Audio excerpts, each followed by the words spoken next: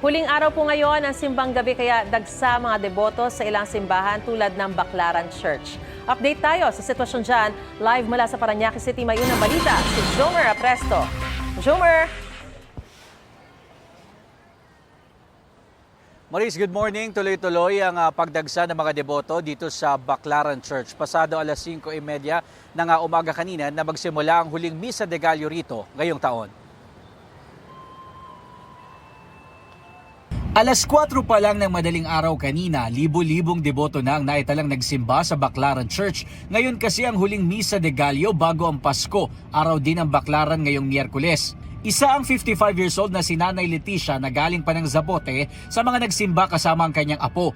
Proud daw siya dahil ito na ang ikalawang beses na nakumpleto niya ang siyam na simbang gabi. Hiling ko lang po yung, gumaling po yung sakit ko sa puso.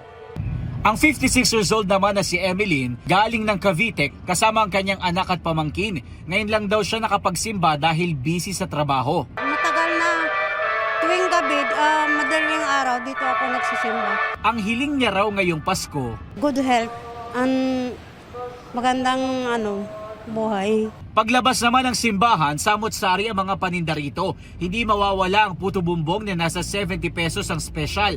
Sa mga naghahabol naman ng pangregalo ay susuot sa Pasko pero nagtitipid sa budget, maraming klase ng damit dito na nasa 50 pesos pataas. Nasa 120 pesos naman ang 3 piraso ng damit pambata. Meron din mga tsinelas na nasa 100 pesos ang pares.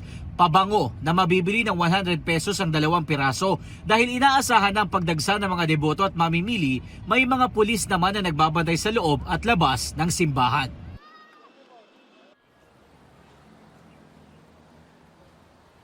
Maris, magkakaroon naman ng misa mamayang alas 7 ng gabi na tinatawag na panunuluyan. At susundan niya ng isa pang misa mamayang alas 8 naman ng gabi. Pagsapit naman ng araw ng Pasko, bukas po yan, regular Sunday schedule ang susundin dito sa Baclaran Church.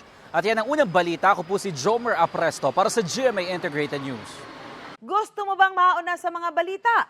Mag-subscribe na sa GMA Integrated News sa YouTube at tumutok sa unang balita.